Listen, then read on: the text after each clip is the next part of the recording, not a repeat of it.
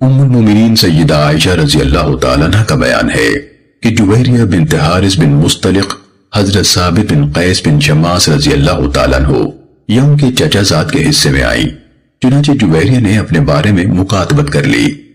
یہ بہت خوبصورت خاتون تھی اور ہر آنکھ کو بھلی لگتی تھی۔ سیدہ عائشہ رضی اللہ تعالیٰ عنہ کہتی ہیں کہ یہ رسول اللہ صلی اللہ علیہ وسلم کے پاس آئی کہ اپنی مکاتبت کے سلسلے میں آپ صلی اللہ علیہ وسلم سے کچھ مدد لیں۔ جب یہ دروازے پر کھڑی ہوئی اور میں نے ان کو دیکھا تو مجھے ان کا کھڑا ہونا پسند نہ آیا۔ میں جان گئی کہ رسول اللہ صلی اللہ علیہ وسلم بھی اسی طرح دیکھیں گے جیسے کہ میں نے دیکھا ہے، یعنی وہ بہت خوبصورت ہیں۔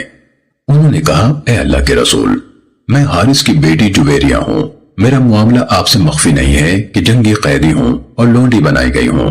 میں ثابت بن قیس بن شماس کے حصے میں آئی ہوں، میں نے ان سے اپنے بارے میں مکاتبت کر لی ہے، میں آپ کی خدمت میں حاضر ہوئی ہوں اور میری درخواست ہے کہ مکاتبت کے سلسلے میں میری مدد فرمائیں۔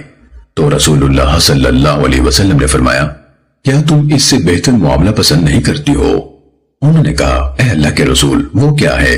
آپ نے فرمایا، میں تمہاری طرف سے تمہاری کتابت ادا کر دیتا ہوں اور تم سے شادی کر لیتا ہوں۔ انہوں نے کہا، میں رضامند ہوں۔ سیدہ عائشہ رضی اللہ تعالیٰ عنہ بیان کرتی ہیں، پھر لوگوں نے یہ خبر سنی کہ رسول اللہ صلی اللہ علیہ وسلم نے حضرت جویریہ رضی اللہ تعالیٰ عنہ سے شادی کر لی ہے، چنانچہ ان سب نے جو قیدی ان کے قبضے میں تھے سب چھوڑ دیے اور ان کو آزاد کر دیا۔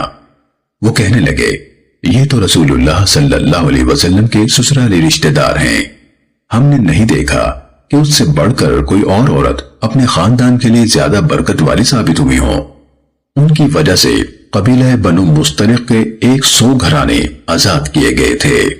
امام ابو داود رحمہ اللہ فرماتے ہیں، یہ حدیث دلیل ہے کہ ولی اپنا نکاح خود کر سکتا ہے۔